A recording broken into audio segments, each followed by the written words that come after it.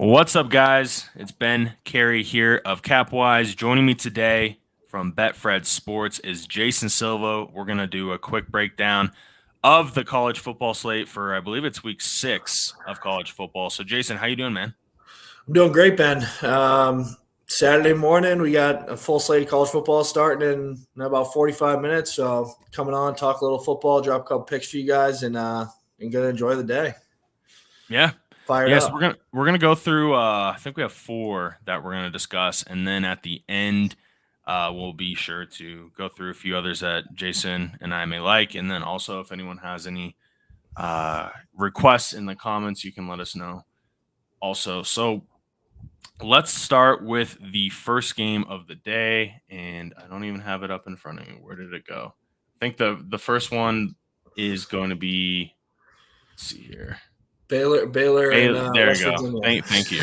It's early. I'm still drinking my coffee. Yeah, I haven't That's even right. had any. West Virginia Baylor. We were just chatting right before we hopped on about Baylor, and they've surprised me a little bit, but they're gonna have a little bit of a test today, we shall say. And the game is at home for Baylor out in Waco. I'm showing a spread on Betfred Sports of -2 favoring the Yeah. Bears, and then the total 45, which is it's low for college football, but it certainly makes sense in this spot, especially the pace of play of Baylor and West Virginia's D. So, what are you looking for in this one, and what's your best lean? Well, you know what? I got to play in this game. Pretty confident in it. As far as just no, before I get to that, as far as the total goes and the spread, open up 3.5 down to 2. So I Okay. think some sharps thinking the way I am and coming in on West Virginia here, a 3-2 team. Actually, it might even be 2-3 actually. But nonetheless, coming on the road here to a Baylor team who's 4-1 on paper looks really good. Takes care of the football. Gary Bohannon can do it all on his feet and throwing the ball. When I was looking at going to coach down at Baylor, and I know a few guys on staff from Matt Rule and Mike Saravo, I remember Bohannon was getting recruited that year, and he was a 4-star recruit, and they were happy they hooked him. And Saravo, I remember asking about the Bohannon kid, and this guy, he was coaching defense. He's like, man, this kid's gonna give defenses nightmares when it's his turn to come into play. Mm-hmm. So yeah, I really like this Baylor team. I think Dave Aranda is a really good defense coordinator. Came over from LSU. I do think I wouldn't say highly of them. I think they've kind of reached their ceiling. They had a really easy out of conference schedule. The first real test was last week against Oklahoma State, and they couldn't really move the ball. I think the highlight of this Baylor offense is Bohannon hasn't thrown an interception yet. They've been really efficient, lean on that defense, and take care of the football. With that said, I'm talking well about Baylor. I like the other side. I think this Neil Brown team is a perfect spot. It's a game to look at the records and look who they played. They've been tested every game they've played. They've been in touchdown games all season. Not that we've played that many games yet, but all 5 games they've been playing much higher competition, and they played very, very close football games. So they've been in these close game battles. They lost the first week to Maryland in one. They kind of coughed up. Since they've came around, I think they're finally starting to hit their stride under Neil Brown, former Troy coach. I think this program's headed in this direction. And while Baylor is too, I think they're more in this rebuild of 1-2 with Dave Aranda. You're looking at Neil Brown team who's really starting to hit their stride. So I think on the road here, I like the points in the case that it becomes a close, fluky game, or the ending's fluky where it's a 1-2 point game, Mm-hmm. missed PAT, something like that. So I'll take those points. I'm not going to get greedy for the plus 105 that I've been seeing on the boards. So yeah, I'm going to take with the Mountaineers here on the road. Again, really on the fact that where the programs are right now, I think they're just a stride ahead of where Baylor is. And also the fact that Baylor hasn't played anybody yet, right? So I expect the first turnover for Gary Bohannon to come today. And I think this Mountaineers defense scraps it out and gets a win. Last thing I'll note, the total. It was actually at 40-41, Ben, 42. Mm-hmm. So late action has been rolling in on this over, and the odds makers have needed to adjust. So, and to be honest with you, I like the way the market's moving the line now. I think it'll go over. I think it's like a 27-21 Mountaineers win. West Virginia. So it's interesting because I think the love that Baylor's getting in the spot is a lot to do just by record, right? I mean, they're 4 and Yeah. 1. You alluded to it; they haven't really had a big test, and then the Mountaineers 2 and 3. So I think you're catching some value with the Mountaineers. I totally agree with you. It was a lean for me. I'm personally not betting it, but I definitely would have to side with the Mountaineers in this spot for sure. Yeah, I think it's the right spot, man. Like you said, records, people are looking at, everybody looks records and whatnot, right? Hmm. But yeah, don't be fooled in a game like this. I think it's pretty evenly matched teams. Don't get me wrong. I mean, we could end up on the wrong side of it. Bohannon could go off and they could play. He could, stick to the no turnovers. And I just don't see that happening. I think it's perfect time to buy low on this Mountaineer team. The market will catch up to them in coming weeks. I think when they get into conference play and they continue to roll, I think they'll start to work their way up towards the top of the conference. I think it's a really good football team. I totally agree. So that's an interesting game, and that one's an early start. So if you want to ride with Jason, you got 30 minutes to to get that in, which is plenty of time. 30 minutes is like all an you need is a eternity. minute. Yeah, exactly. 30 minutes is plenty of time. You can take a shower, make some coffee, place the bet. So there you go. Let's move on into the second game, and that is Wake Forest headed on the road to face Syracuse. Syracuse favored by they're the dogs +6, of course. Wake Forest off to a pretty decent start, surprising some people. I believe they're ranked. Are they 19th? I think. I'm not sure.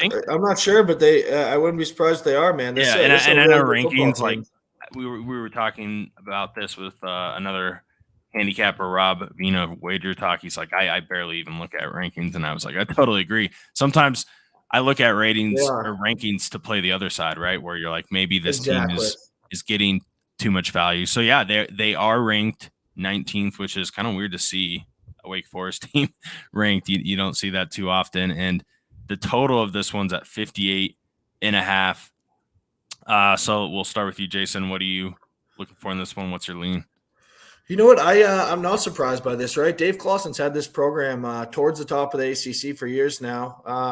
When they made the change a few years ago from not even a few years ago, but from Jamie Newman over to the Hartman kid, people were questioning why would you make that move? Looking like at the two athletes, you would question it, right? But this Hartman kid can really make this offense go. Dave Clawson's a heck of an offensive coordinator or head coach, but offensive play caller. His offenses since going back at Bowling Green, what got him this job in the first place, dynamic, right? On the other side, you're looking, and actually this is interesting, and being a MAC guy that I am, it's a battle of two former MAC coaches. And actually, wow, I didn't even think of this. Battle of the past Bowling Green coaches, actually, because Dino Babers took over for Dave Clawson when he took off to Wake. He came in and took over that high-powered offense. And the similarities between the two is offense first, right? Both teams like to go. The reason that I like this over 58.5, I even took a 59. I'll take a 58.5 too. Now to say that I already have my plays locked in. But the premise of this pick is offensive pace, right? Dino Babers wants to run 100 plays. Dave Clawson similarly. So I expect to see about 180 snaps in this football game. So pace of play and number of plays ran is everything at this handicap. Was it 2 years ago that this game had, I believe it was this game. I think it was Wake went up to Syracuse and somebody, and forgive me for forgetting who won that, but it was a late game. Might even been an overtime. Wasn't it like a super high scoring game? It was, and somebody took the ball out of the guy. So I remember catching the over. It was 30. So I remember he took the ball out of his hands at the 1 yard line when he was running in, and he took it the other way for 6. Yeah, it was because it was Syracuse ended up winning and covering. I think they were favored by like 7.5 or something, and then like there's a crazy cover. And it was 39. Yeah, that's what it probably was. I think it had the over, and I covered on it, but it was like a strip. It was a strip that went clean into his hands and ran the other way. It just flashed in my head thinking of this matchup. But my handicap here is all about the number of plays and the pace of the offenses. and both coaches wanted to show I got the offense, right. Both Bowling Green got them both into the ACC, and I think it'll be a great matchup of points. I'm surprised this total's not higher. When looking at scores, I can understand why people price this total to where it was or made the number to where it is, and the market kind of took it back and forth a bit. But I think this number should be into the 60s, regardless, just on the fact of who these two offenses' identities are. So I'm just playing it on that premise.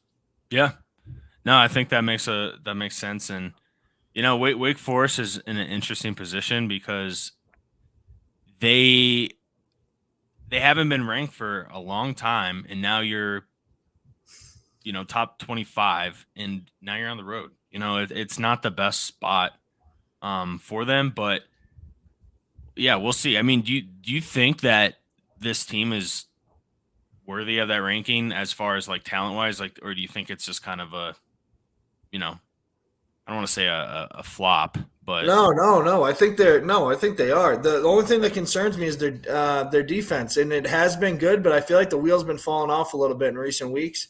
Maybe they're playing better offenses, but and they have actually. So you could definitely say that, but I just I'm not overly confident in this defense. If the defense can tighten up, they have actually one of the best, highest graded linebackers to this point in the season. I can't think of the kid's name, but they have a few dogs over there. But I don't know. Even going back to last year, I think about the first game of the year last year against NC State, and it's a very similar defense. The reason I bring it up, same staff and everything. I don't know. Just this Wake Forest team just lets up too many points for me to really believe in them. I think a team like Boston College even would be able to play with them and keep this offense in check and be able to do some things the other side. So I don't think they're the bronze of the ACC by any means, but I do think from what they've put on film so far, I think they do deserve the ranking next to their name. Yeah, and we'll see. They do have talent, and I got to look through their roster, but I know there's a few guys that I remember hearing that are going to be playing at the next level too. So, yeah. Points. Lots of points. A lot of plays. A lot of snaps. The only way we don't get there is if it's like a major lack of execution, some fluky turnovers, just they don't play characteristically. I think the only thing too that I'd be concerned with is, say Wake's defense bounce back, have a really good spot against the Syracuse offense. But again, I'm betting on the number of plays and the pace of play. Mm-hmm. Sweet. Well, we're going to hop on in another one, which may not have a lot of points, and that's Michigan, Nebraska. And, we're going to have to figure this one out here because Michigan's only favored by 3 in this spot. In some places, it's down to 2.5. I want to see what do we have a 3 still at Betfred? Yeah, let me take a look right now. I think we're down to 2.5, but we could see. It looks like it's at and all the Michigan teams are playing today. 2.5. Yeah, 2.5. Minus 115 though, but 2.5. So tell us about Michigan here. Why are they favored by only 2.5? Yeah, this is one of those games. I would have made this number. If you asked me what the number would have been last Sunday, I would have guessed closer to a touchdown, 5.5, 6.5. You're on the road. Nebraska has really improved over the past few weeks. They had a blowout win last week. I think they lost to Michigan State by a field goal the week before, and they lost. I lost to another good Big Ten team the week prior to that. Let me look real quick so I can reference who. Nebraska. Who? No, I know. What's that? Who are you speaking to? I'm talking about Nebraska, how they've really turned to the corner here. Oh, yeah, because they lost to Illinois and then Oklahoma. Yeah, they looked really poor week 1. Couldn't stop that Illinois offense, which was very concerning. Then week 3, right, they played a 1AA. Week 2. Week 3, they played Buffalo. Buffalo, I don't think that much of for the simple fact the coach took off. Leopold left I think it was right before the summer started. It was definitely a late leave, and then he brought along with him a handful of guys, and another handful of guys transferred out, hit the transfer portal. So that's not a marquee, definitely not a marquee win. Obviously, it's a MAC school, but if Buffalo was good, I would consider that a good win for him. Then they played Oklahoma. They lost by a touchdown, lost by a field goal to Michigan State, and then blew out Northwestern last week. So the past 3 weeks, they've definitely turned the corner here. But I actually hold Michigan in high regard, and I don't think this is a fluke, this number where they are. I think Michigan's going to continue to roll. This is a spot, in my opinion, right? I look at lines all the time, and this to me it's like, what am I missing here? This is a trap in some sort. But sometimes and this is something I've noticed, and it's like the Maryland Iowa game a few weeks ago, last week on Friday Night Football, right? Everybody wants to think Maryland's the sharp side, and I feel that similarly about Nebraska. It's like, oh, at home, they've been playing great football. They won by 50 last week. This offense has taken off. Oh, Michigan over the years just hasn't been it. They're always hyped up, Harbaugh teams, blah, blah, blah. I think this Michigan team, can do some real damage in conference play, and I think they will continue to. So while I am hesitant based on the number, and I feel like, oh, this could be a trap spot, you know what? And I've said it on the show before, if I'm going to walk into the trap, I know I might be walking into a trap, but I'm going to run into it, and I'm going to play Michigan today. Yeah. And if it's a trap spot, it's a trap spot. I'll take the better football team here, sell high on this Nebraska team, and continue to watch this Michigan team. We'll keep rolling. From week 1 when they played Western Michigan, I know Western Michigan's Group 5 MAC school, but that offense can go. And we've seen that in recent weeks. In Western Michigan, I think people are starting to see this year a real deal football team. At the Group of 5 level, of course, right? But just the way they could dominate, like we couldn't even move the ball on them. That was the first thing that made me like kind of say, wow, like this team might be all right. And then I've just watched week in, week out. Again, I know that's a MAC school, and it's not like, oh, you should think they're top team because they beat a MAC school by 40. But the way they've been able to execute week in, week out, I think as much as I hate to see the defensive coordinator change of Don Brown, my guy, take off to Arizona, I think Harbaugh knew what he was doing because that team is going on both sides of the football. So if it's a trap, I'll walk right into it. I'll lay the points, and I'm going Michigan on the road. Yeah, I 100% agree with you. I mean, you're buying super high on this Nebraska team. Like, if you were to buy on them. Yeah, if you do buy on them. Because, look, Illinois, maybe that was a little bit of an outlier, right? But actually, I think Nebraska's the only team in football playing their 7th game today, which is a fun fact. Yeah, they played week 0, right? Yeah, and they still haven't had a bye, which is weird because usually those week 0 teams like UCLA, they've already had a bye. Hawaii's had that bye, I believe. So now you have all this momentum building up where, Nebraska's covered 5 straight and people are, oh, they're back. They're, I mean, I was on Nebraska last week, but that was more play on Northwestern because Northwestern, I just thought defensively and actually even more offensively just was going to struggle, which they did. But now I can't buy at that number. I thought it was going to be -6.5. It's a -2.5. That's just crazy fishy. to me. Yeah, that's fishy to me. So, yeah, that's interesting. It really is. The total though, I like a lot. I like the under in this one. I do have faith in Nebraska's defense that they're going to play well regardless. But the offense, I'm still a little iffy on because Michigan's defense has looked pretty good too also.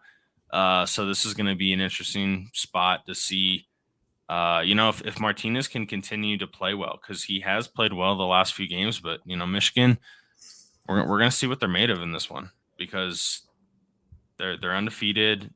The Big Ten's somewhat open right now, I would say. Call it open. I call it wide open. Yeah, I mean, I know Penn State, Iowa, someone's going to win, someone's going to lose today. But Ohio State already has a loss on their record, so yeah. Michigan, this is a huge game. It really is. I heard some people talking about this game earlier, and they're just kind of like, but I'm like, this has a lot of implications, not only with Michigan, but Scott Frost. I mean, if he wins this game, like that, I think he. I don't want to overreact, but I think if they can win this game, he might stay around another year. It's Oh, that big. I It's definitely think that if they big, win man. this game, it'll be the biggest win of his Uh-huh. Nebraska coaching career. So I think all the struggles they've gone through over the years. Um, Again, I've talked about this. When your AD who hired you quit or Mhm. retired prior to the Yeah. season, it's definitely not a definitely not a safe spot that you're in, right? Because Mhm. what's everybody, whether you're in business or whatever, when somebody comes into a new position, they want to make change and make leave their mark, right? So um, I would lean on him being out. This is a game he must win to kind of change that trajectory and keep faith in him in Nebraska and his seat. So yeah, it's not a must win, obviously, but as far as his coaching stint at Nebraska goes, it's like one of those. He's got nothing to lose at this point. He's got this would be a marquee win. Yeah, Marquee win. huge, and I think that maybe that idea is built into this line a little bit, right? Where people know how big of a game it is for him in the program, where now you're seeing that, but I think that's dangerous, right? Because as handicappers, we look at that and we say, like, well, that idea is getting too much weight to it, right? Because I can't give you another reason why Michigan isn't favored by over 3.5 at this point. That has to Yeah, be it. I don't understand the move again. We could be walking right into the bear trap, but Yeah. I'll walk in. I'll walk in. Let's see what happens. Yeah, yeah. I'm excited for this one. I really am. That'll be Like a great ball game.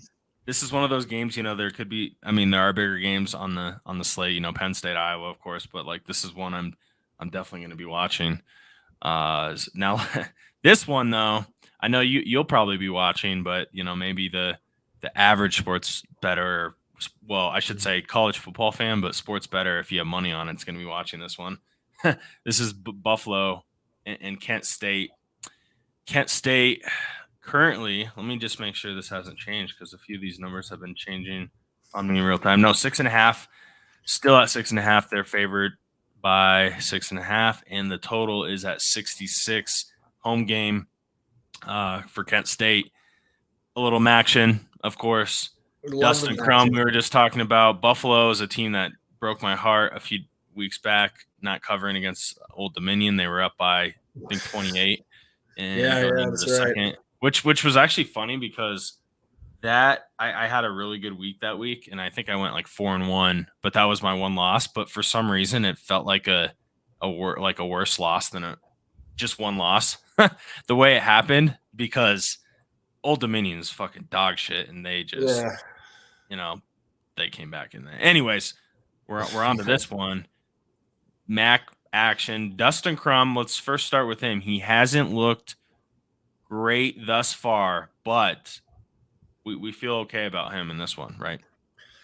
Yeah, I think Crum has been dying to get to Mac play. Early on they had some tougher games out of conference, and now you get to your sweet spot where everybody knows him, everybody fears him, and he's had success. Right? This is 2-2-3 ball clubs going into the season. Buffalo was the odds-on favorite to win the MAC. I knew that was absolute trash of coverage analysis. Whoever made that. If they didn't lose Leopold and they brought back the whole team, okay, I can understand. Some people were picking Kent State out of the MAC East this year, considering the MAC East is a little down. It was more of like a dark horse could win it. Mm-hmm. But they played tough last week. I watched that full Buffalo game. Obviously, they played my alma mater last week in Western Michigan. Buffalo's still a competitive ball club. I mean, they are a good team. The spread in this game, I wouldn't touch with a pole. I wouldn't touch the 10-foot pole. Mm-hmm. But what I will say, right? You look at Kent State this year. They got to come out and play one AA team week one. They blew them out, and then from there they had to go play at Iowa and at Texas A&M and at Maryland. I mean, dude, that's a stacked out of conference. Last week they got to play Bowling Green. And like you said, Crum didn't look good, but that Bowling Green team gave Tennessee a little bit of trouble, gave Minnesota enough trouble to beat them. Yeah. I'm definitely not talking up Bowling Green. They were picked last in the preseason poll, and they are not good. But and I actually like Akron catching 14 against them today. A little side note. Ooh, I like that. That's a morning game too. Yeah. But I think Crum has been waiting to feast on MAC play, MAC opponents. Looking what I do, well, I should tell my pick, right? I like the first quarter over 13.5. Shout out my guy John, who put me onto this. And I started looking at it. I looked into it a bit, going back to Buffalo's games. Buffalo has scored a touchdown in at least one touchdown in the first quarter of every game outside of the Nebraska game where they were shut out all game. They scored 3 points. Every other opponent they played, even the Coastal Carolinas, they put up, I think, 14 points first quarter. So this is a Buffalo team who starts fast, right? And on the other side, this Kent State team is a really good offense who I think is going to really bounce back from last week's down spot against Bowling Green. I see 2 touchdowns, if not 3 touchdowns in this first quarter. The over-under is 13.5. And I'm going over. The reason I'm playing this is not the full game, right? We've seen it move 6 or 7 points up from the open. Yeah. So I'm not going to sit here and take a bad number here at the total of the over. What I have noticed throughout the week is this first quarter over total hasn't changed, or it hasn't changed dramatically, and it hasn't got to that key number 14. So as long as it's under 14 for the first quarter total over, I would suggest playing it. Highly suggest playing it. Now, will it get full game over? Probably. But again, it comes down to taking a bad number when it comes to when talking about where the line was and where it is now. So first quarter over, Kent State, Buffalo. It was probably like a pretty bad handicap. I started just like rambling and then just gave the pick. But hey, it's 7 a.m., 8 a.m. here. I'm tired as could be. Sorry. Hey, if it hits, I mean that's yeah. If you get to the window, And I'm not going to waste any more of your time. We have 15 minutes till games. That was not a good handicap, but that is my pick. Well, I mean, I trust you with the Maction, so. I got a couple other MAC plays if you want me to rattle them off for the people. Well, let's actually real quick. We had 2 questions. We'll do quick rapid fire on these 2 games, and then we can. I want to hear the other 2 in the MAC. So first one, Penn State, Iowa. Do you have any leans there? Okay, yeah. So just as a quick handicap, just run through really quick. The line is 1.5. I think it was at 3. Yeah, 1.5 essentially. Yeah. Yep, at Iowa, correct?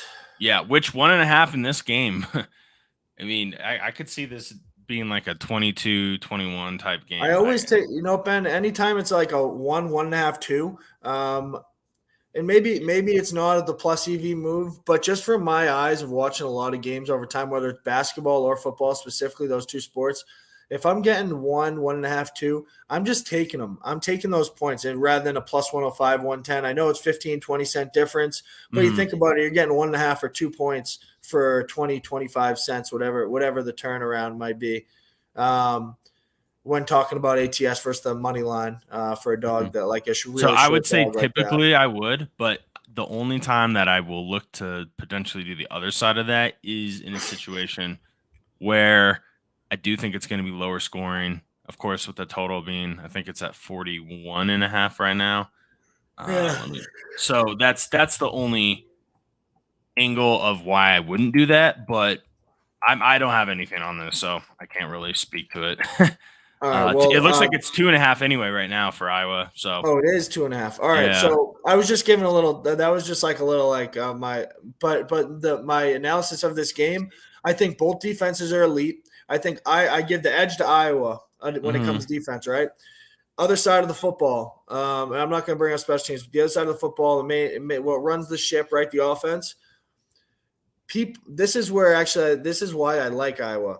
So everybody, a lot of these analysts, a lot of the guys that I talk to, listen to, think, Clifford's way better than this Iowa kid.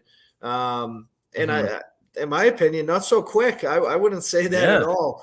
So if that's what's getting Penn State love is like, the other handicap other people are thinking is, these defenses are equal and Clifford's the better QB. I don't think so. I think Iowa's defense is a little better, and I think I'm buying low on the fact that everybody's underestimating this Iowa offense. Now, do I think they are a good offense? No, I don't. But Yeah. I think they're comparable to this Penn State offense, who I don't think highly of either. And I don't think I'm not so quick to say Sean Clifford's much better than this kid, and that's the reason that this game's coming down. So I give the edge to Iowa defensively again, and then I call it 50-50. If anything, I lean towards the Iowa wide receivers, giving them an Yeah. edge here. And I don't think I think it's a lazy handicap saying, well, Clifford's better than this kid, so they get the edge there, and they're even on the other side. So give me Penn State catching points on the road. No. I think Iowa's for real. I think they're going to put them in the meat grinder and grind them out. Good luck playing in Iowa this week, fellas, because that's a tough. Do you guys think you got a tough place to play? This place might not hold as many, but Iowa gets rocking, absolutely rocking, and they stonewall people at home. So we saw, I brought up earlier that Maryland game a few Fridays ago. People were like, oh, Iowa shouldn't be number 5. Give me Maryland, who can score points. They'll give them issues because Iowa won't come back and score. Iowa hangs 40 on them. So there's a time to be sharp, and there's a time that people reach to try to be sharp, right? And this is a spot people are reaching for. And also, I think this is like a underrated part of the Iowa team. Well, I should say not underrated, but in this matchup, I think is underrated is the tight end play with Laporta and Lockie. Those guys are beasts. They not only are decent pass runners, they also block very well.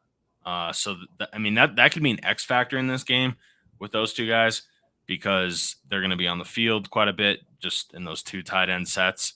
I like this Iowa team a lot. And if Iowa wins this, I mean, they have the type of football in the Big Ten to make that top 4 college football playoff. I don't know how they would fare against some of the bigger beasts in the SEC, but hey, I mean, you got to just get to the playoff. That's all you got to be worried about. So I'm trying to look at their schedule to see who else they have.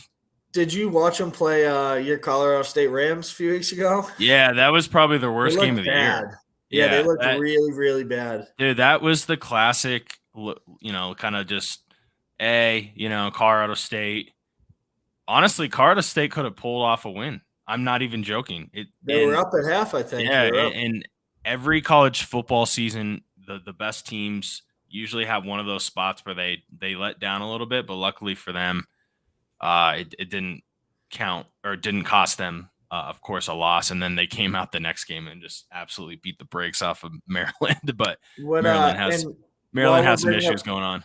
Yeah, they definitely do. And while I bring up the Rams, what do you think of quick question? What do you think of Colorado State? I think they're hosting San Jose State today. Well, San Jose State, obviously the market's very down on them. I think we all kind of are after what last year. What happened to them this offseason? Yeah, I don't know. It's really odd just because I thought they potentially could be a top 25 team, which sounds crazy. The way they finished last season, I do too. I thought they could be kind of what Fresno State ended up being, which I know you've been all over. But right, I mean, both these teams are in like a similar kind of. I mean, I shouldn't even say similar because I think there is even way more hype on San Jose State. But talent-wise, both those teams, were kind of in the same spot. And I know Fresno State had a loss last week, but that's besides the point. But I think this spot is tricky because Colorado State has been playing better, but Colorado State also has a quarterback who can't throw the ball, so that does scare me. But they do have one of the best tight ends in football. So, I saw him ranked number 1 actually by a lot of NFL scouts. Yeah, I met the kid, man. He's a cool guy. He actually was from my hometown and then moved to another small town, so like a local kid, just blue collar type kid, man. Like he's a really cool kid. So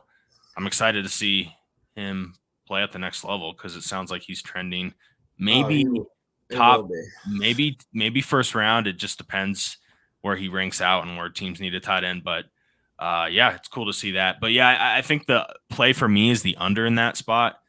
Colorado State plays at a very slow pace. Obviously, you're familiar with their head coach. That's kind of his MO. They're just going to run the ball. Try not to. I think at this point they're so cautious about Centeo not turning the ball over that they don't even want to. They should be. Yeah, They like said, they're honestly designing plays where it's very like methodical, like passing tree routes. But I think for them, like the upside of doing something more complex isn't worth it because no, no. he's gonna turn the ball over. So I think for an under, that's like the perfect recipe because they're not gonna take deep shots and they're gonna keep it pretty vanilla. So I don't know. Do you lean San Jose State? This is what I think Centeio's going to do today, aka Toddy, is what Steve Adazio calls him. It sounds like he's talking to his nephew. Yeah, He talks about it in such high regard too. It's wild to me. It's that's like funny. I don't even want to say what I'm thinking, but this is the best thing Todd Centeio could do today. Hand it off. Hand it off. Yeah. Hand the ball off. So San Jose State can't stop the run. I've watched them very closely because I was really high on them coming into the year. They were As you somebody should I have would been. work. What's that? As you should have been. I Yeah, I mean, think they returned 19 or 20 starters yeah. from last season, and the head coach, and like there was so much continuity with this team. Who went? Did they win the Mountain West last year? I think they did. Yeah, I think They went to the championship. they went to the championship and they lost I think it was it not Fresno. No, Hold on, I'm looking at it right now. They played Boise last year, and they beat them. I thought I don't know. They won. I know Yeah, they went to the Mountain they West were definitely championship. in that. Yeah. I gotta Now look this up. it's killing me. I can't remember. Hold on. You look I look it up and you continue. I got you. All right. Yeah. So this team can't stop the run. Their run defense is terrible. Last year they had all the big Polynesians on the D line. I don't know where they went. Maybe they're still out there. I don't know what happened. They were big, nasty, mean defensively, and they could move the ball. And they had that tight end who's back, Dees, who's a stud. Yeah.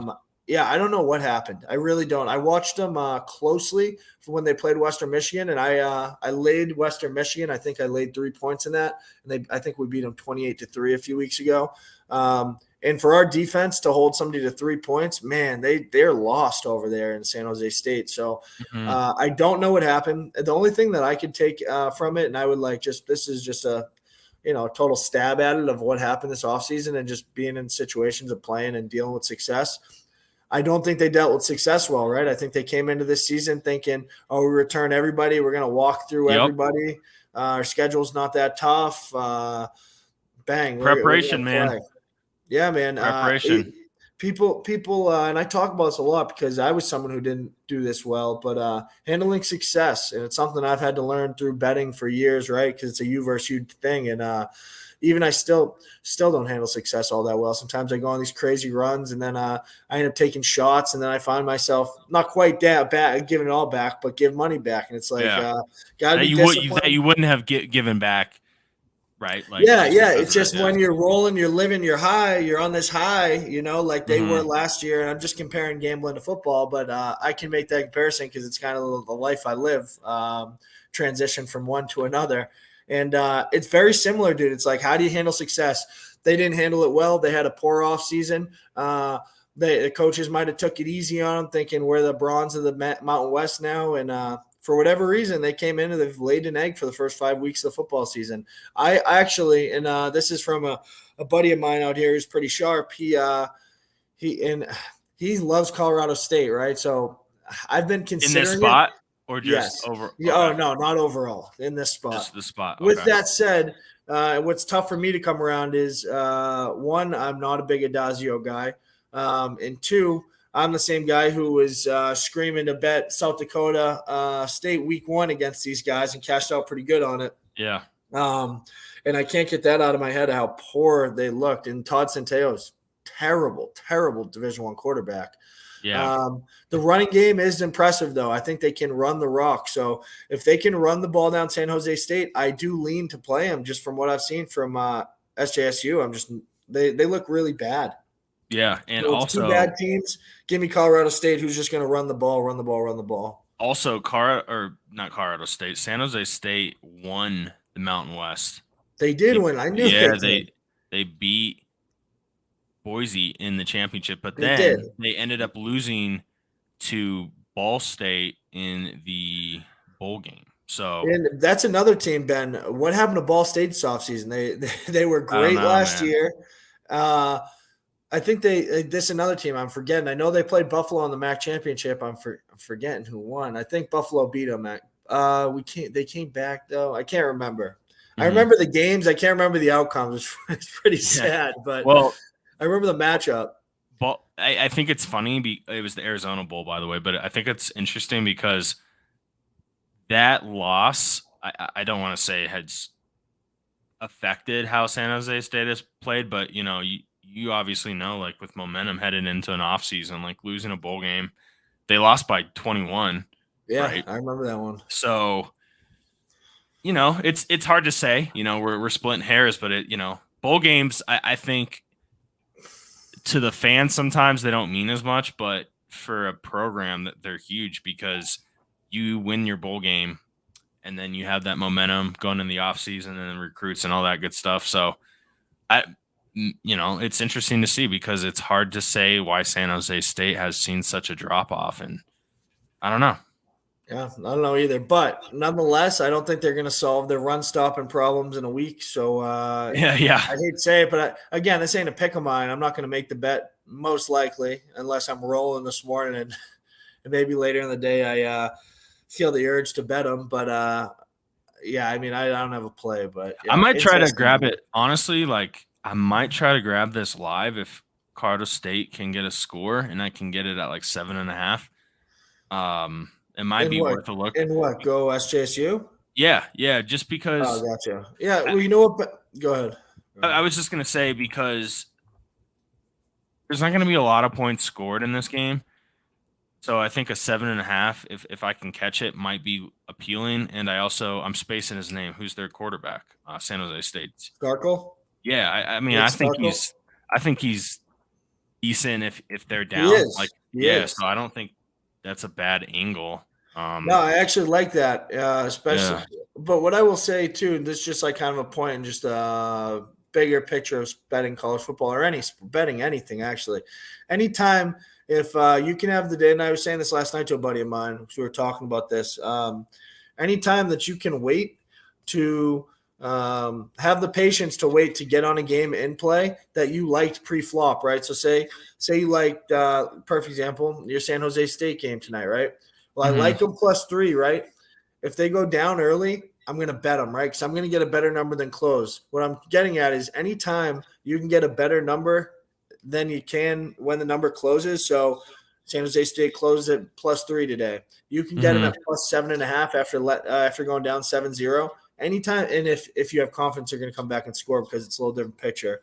But anytime you can beat the closing number in play, it's generally a good play. When I started to say that, what kind of made me think back was, well, if you're down 7-0, now you're playing at a deficit, right? But say you move the ball the first drive of the game, right? And then you get Hmm. stuffed or you get an uncharacteristic turnover, just a lucky play, whatever kills the drive. You see they're moving the ball and you're like, well, they're gonna score Yeah. based off what I've already seen, and I can get it better than close. That's a good play. Now the thing that you need to be disciplined with if you're going to have that idea of, all right, I'm just going to bet it in play when they go down a score, is if your team scores first, that you're just going to lay off and not play and have the discipline to say, okay, well, I'm off it. My I often try to do that, and then I'm like, uh, I almost feel like I'm missing my own pick. So then I try to get down, and like that's a bad habit, and why I shouldn't do that. But just something to Yeah. Well, throw I out think there that's a for great betting point because players. with Colorado State, if Colorado State is down 7-0, that's a team that I don't want to ever back when they're down because of the way they play, right? They don't Yeah, have any sort of offensive firepower to move the ball. I know 7-0 isn't the biggest deficit, but conversely, if San Jose State's down 7-0, I feel a lot better about them getting back in the game than the other way around, even though pre-flop, Colorado State is the favorite. So yeah, to your point, I think that's correct. Like you have to look at the circumstances of what you're getting pre-flop versus what it could be in game because you don't want to be on the wrong side of the coin there if you're like a lot of the recreational bettors just say, well, oh, I'm getting it at this number, it's better pre-flop. Well, maybe there's a reason why they're down, right? And they're not going to come back in the game. Yeah. That's why when I was giving that advice, I started to think, I was like, well, this doesn't fit everything, but like an example, I guess you could I don't know if this fits, but it does fit, I guess. Stanford last night, right? First drive of the game, they drive right down the field, they get across the 50, and they end up punting, right? They ended up doing that 10 or 11 times last night. So that was a really big outlier, but you saw they were moving the ball. Another example would be the Raiders against Baltimore, the Raiders against the Ravens a few weeks back. Raiders are moving the ball, but they're down 14-zip. Give me the Raiders. They're going to eventually get in the end zone, right? And I'm getting a number 2 touchdowns better than the close. Just for example, right? So you got to see something or have the pre-flop knowledge that you just shared about, well, Colorado State going down. That's not a team you want to back now, especially if it was a 2 touchdown deficit and you're like in the second or third quarter, right? Because you got to kind of abandon that run game. So yeah, I think you got to know the personality. Well, not the personality. You got to know the style of play. And you got to have something that you've seen in the game that makes you feel, and then you can apply that to, well, I got a better number than close, and then that makes sense. So yeah, maybe that it took a few minutes to get to, but that's just a little betting premise on in play and what not to do as well. If you get up and you like the team pre-flop, don't go take a bad number now because you want to be on the game. Lay off, go to the next one. Yeah. No, so I mean, those are great points, and it's something that I feel like we could talk about for hours. Yeah. There's so many misconceptions with in-game betting, and I think that if you have a strategy going into in-game and you're looking for certain numbers, I think it's the way to go, because that way you're not scrambling and you're not just because you gotta move quickly on these numbers in game. But if you have no plan and you're just firing away, well, you have no strategy. So I totally agree there. Also, one other little note, and this doesn't go for it does. It actually, this is just me being a better, take off the Betfred hat and all that, as far as just like being on the operation side. But this is just being from a better and playing at a lot of books. Every type of book you can think of, I've played out in the past. The quickest thing that will get you limited if you're a really good bettor, right, Ben, is and this is just more advice on in-play betting, is in-play and props. If you're a guy who just sits and picks off props, especially with these offshore and stuff, which I know a lot of you guys play at. Of course, I promote and work at Betfred. I love everybody to come bet at Betfred, but just speaking realistically, I know you guys. A lot of guys are betting with the local guy or offshore and stuff, and I'm not promoting that at all. But what I would say is with them, or if you're talking about DraftKings, BetMGMs, and you name it, betting props, just being a prop guy, your account won't last too long, right? Yeah. Or at least with the limits that you want. In play is very similar as well. If you're picking off and killing in play, it's going to be a short-lived game. Again, that's not something I'm saying from like being on the operator side of where I work, but I just know as being the better of being I'm not going to sit here and say I'm the sharpest guy, because I'm not. But I'm regardless if you are, I've felt those repercussions, Ben. I've been limited and cut off for betting props and in play at a lot of places. So, do you think it makes a difference if you're still doing the in-game and props, but you're also betting pretty actively on sides and totals? Like, no, I think you're okay. Then if you're putting it's enough the ones action, who are just coming in and they're just just for picking example, props. Okay. It's great. Well, you know what? They eventually probably will find you. Maybe they'll limit your prop and in play, but you'll hide it and you'll survive a lot longer if you give play back to other spots. Yeah. But if that's really what you're trying to do, we call them like bad actors, guys who, especially we see it with promotions and stuff, right? People who don't want to seem like they're taking all the promo money and stuff, but they're, just throwing out pump fakes so that they can last a little bit longer. Yeah. It's similar with betting props and in-play stuff. Gotcha. If you're a sharp guy and you have an edge there.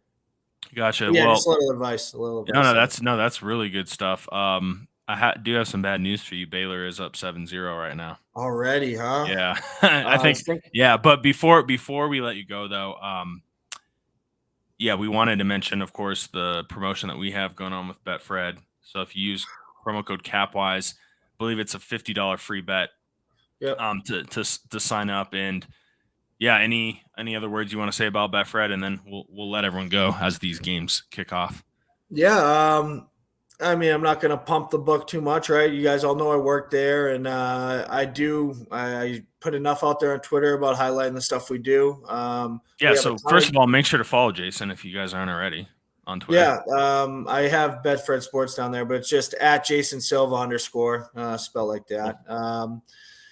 Yeah, I mean, as far as Betfred goes, NFL wise, we have some really, really good offers as far as just like stuff we do for every game. We do the double take. So if you're into betting first touchdown score, and you take a guy, right? So like the other night, DK Metcalf, you take him at plus 900. He scores his second touchdown in the game. We double the odds. So we're paying out plus 1,800. We do that on pretty much every football game right now. Mhm. So that's a cool market thing we do. Minus 105 lines in NFL we're doing right now. As far as college, like if you look at our site right now, we have 4 or 5 boosts.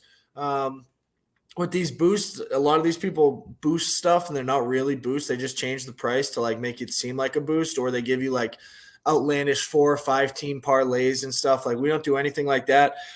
We boost single plays, like straight plays. Like a team will boost from minus 120 to even money, or we'll parlay money line parlay multiple teams that like I know the average guy likes, right? These money line parlays. So we'll give you the best price you can get on them. Tonight in the Wilder Fury fight, we're giving Wilder, he was plus 250. We're giving him out 3-1. So yeah, we're always doing stuff on the boost side of things, promotion wise. We have tiered promotions for high tier players and so forth, and we target some specific things. So it's not stuff you'll find on site, but if you get playing with us and you put good handle in, you'll end up getting into a lot of these deposit matches and cash back stuff. And yeah, we do. I mean, we're pushing the envelope, man. We're trying to gain market share and get our name out there like it is over in the UK. So, and then obviously we have all the standard stuff, right? Everybody has the same type of stuff. It's just what you do outside of it. And I think we're pushing the boundaries and doing our best to stand out. So if you come in, from one of our affiliates, whether it's Action Network or whatever it may be, we have some really juicy offers if you're a new sign up. Yeah. And then if you come in on your own, just from Capwise, right? You come in from this, and we have welcome offer that $500 wager match, win or lose. So I mean, we got a lot of stuff going that you can take advantage of. And then once you get into the book, you'll see we have a pretty solid offering from props,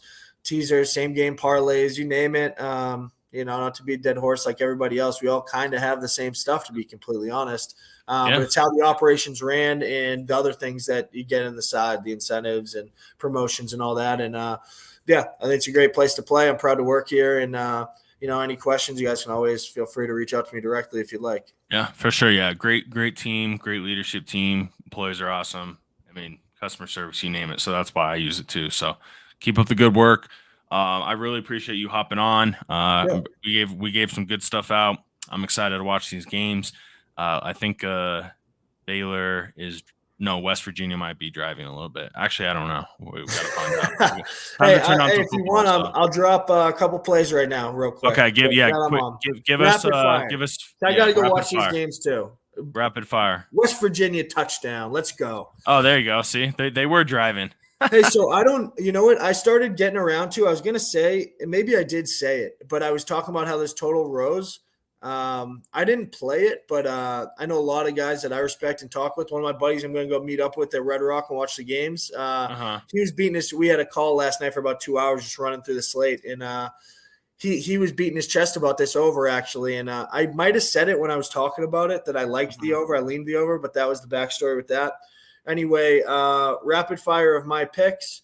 Ball State. Playing my Western Michigan Broncos. Ball State is not the team that they look like on record, on paper. Great spot for them today. This is implications of MAC West champions. Western Michigan's in the driver's seat. But I'll tell you what, if we do get up, and we could get up, right, we have a very good team at Western Michigan. But there's too much parity across the MAC. Catching 12 points with a team who beat us last year barely, and we're pretty similar teams, honestly. We've had different out-of-conference schedules, which I would attest to being the only reason Ball State's looked this poor. And maybe I'm giving them being too nice to them because they got the wheels beat off them at Wyoming.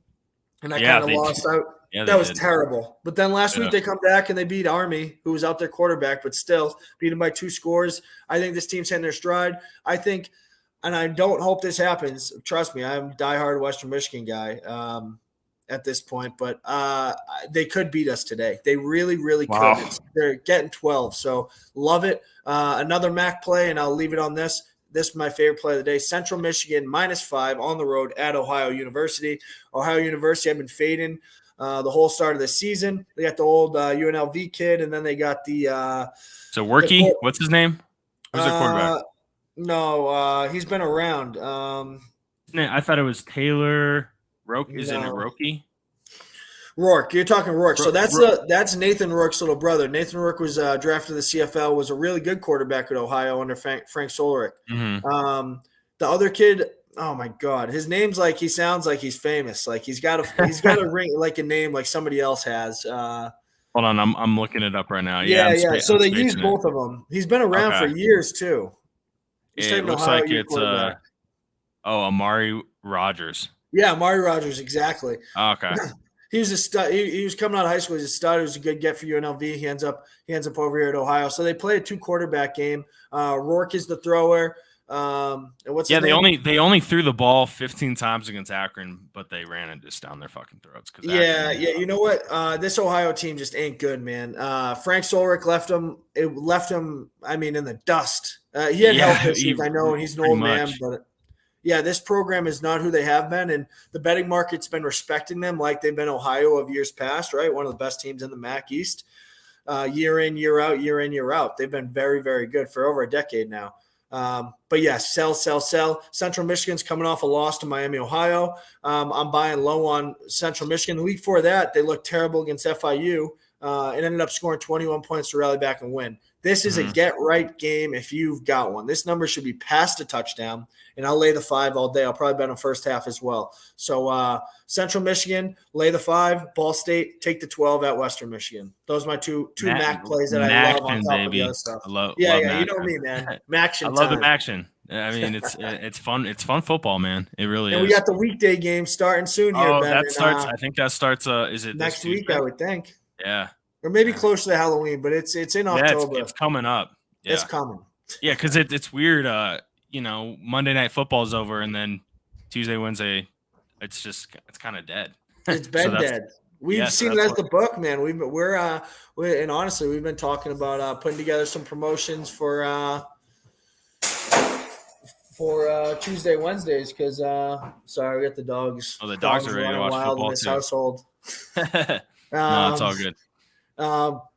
Yeah, I lost train of thought, but yeah, that's where I'm at. Yeah, It's early, man. I'm ready to sit down and watch some football. No, time to watch the games. We got the plays, we got the MACtion, so I think we're ready to call it. So I really appreciate you hopping on, man. Best of luck with everything, and the bets this week, today and then tomorrow, of course. And we'll probably talk to you next week. All right, man. Yeah, thanks for having me, guys, and good luck to everybody that's cashed some tickets. See you at the window. All right, man. See you.